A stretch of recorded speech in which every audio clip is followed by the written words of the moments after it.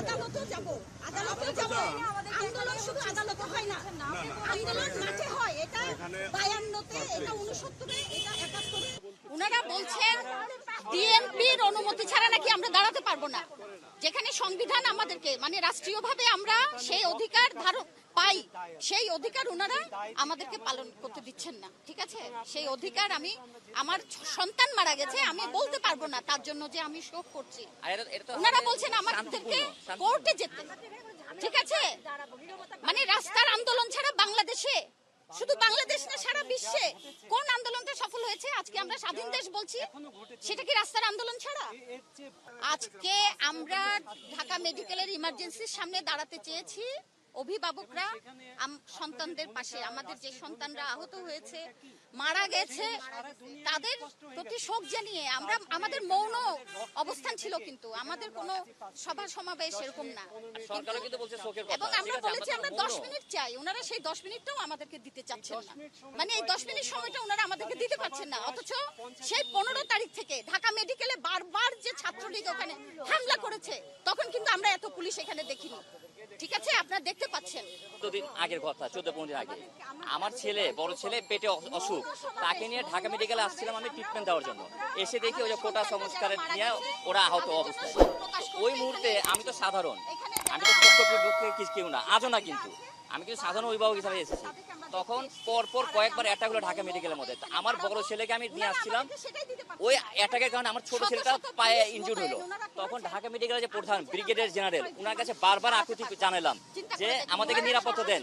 তখন উনি অসহায়ের মতো বলছেন আমি তো কিছু করতে পারছি না।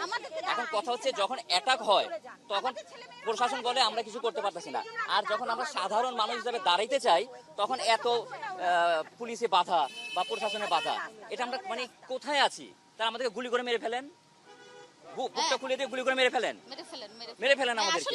আমি তো কোটার পক্ষে বলছি না, আবার বলছি আমার সাধারণ সন্তান আহত হয়েছিল, সেই দুঃখ থেকে আমি এখানে আজকে আসতে পারবো। আমাদের রক্তের প্রতি আমাদের যে সম্মান, আমাদের যে কয়েক শত সন্তানকে হত্যা করা হয়েছে, সেই হত্যার প্রতিবাদে আমরা কিছু অভিভাবক এখানে মৌন সমাবেশ আহ্বান করেছিলাম। এবং সেখান থেকে আমরা চেয়েছিলাম এই আইন শৃঙ্খলা রক্ষাকারী বাহিনী যখন আমাদেরকে বলেছে যে এখানে সমাবেশ করা যাবে না, তখন আমরা বলেছি যে আমরা এখানে অভিভাবক, সবাই এখানে 50 ঊর্ধ্ব মানুষ এইখানে আমরা দেখতে পাচ্ছেন আমরা কারা এসে হাজির হয়েছি। আমরা ডাক্তার, আমরা শিক্ষক, আমরা পেশাজীবী, নানা শ্রেণীর মানুষ এখানে এসেছি এবং এই মানুষের সংখ্যা হাজার হাজার না। সুতরাং এই মানুষগুলো আপনার আইন শৃঙ্খলা রক্ষার জন্য কোনো ধরনের ঝুঁকি না। আমরা এখান থেকে আপনাদের কাছে 10 থেকে 15 মিনিটের একটা সময় চাইছি, তারা আমাদেরকে এই সময়টুকু দিতে রাজি না। তাদেরকে বলা হয়েছে যে এইখানে এই ধরনের কোনো দিক থেকে কোনো পক্ষ থেকে কেউই এখানে দাঁড়াতে পারবেন না।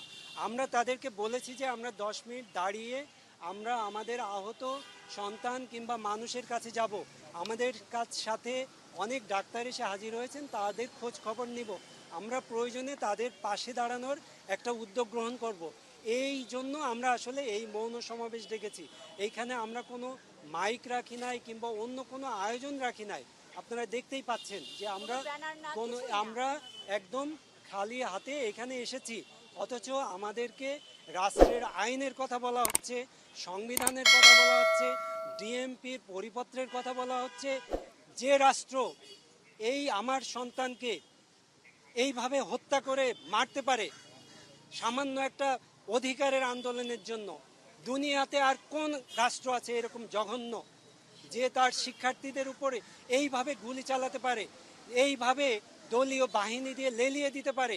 আপনারা দেখেছেন ঢাকা মেডিকেলে যখন আহত হয়েছিল তাদের উপরে তারা হামলা করেছে এবং হামলা করে তাদেরকে বের করে দিয়েছে।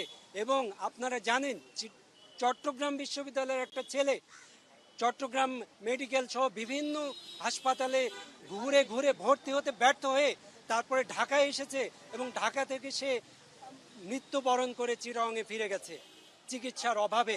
সুতরাং আপনারা বলতে চাই যে আমরা আইন শৃঙ্খলা রক্ষাকারী বাহিনীর সাথে কোনো সংঘর্ষে যেতে পারি না। আমরা অভিভাবক, কিন্তু আমরা এটা মেনে নিচ্ছি না। আমরা মনে করি রাষ্ট্র যে আজকে আমাদের সাথে যে আচরণ করেছে, সে আমাদের ছাত্রদের, আমাদের শিক্ষার্থীর যে হত্যা করেছে সেটারই বৈধতা নির্মাণ করলো। এটা আমাদেরকে এখানে না দাঁড়াতে দিয়ে আমরা আরো বৃহত্তর কর্মসূচি নেব।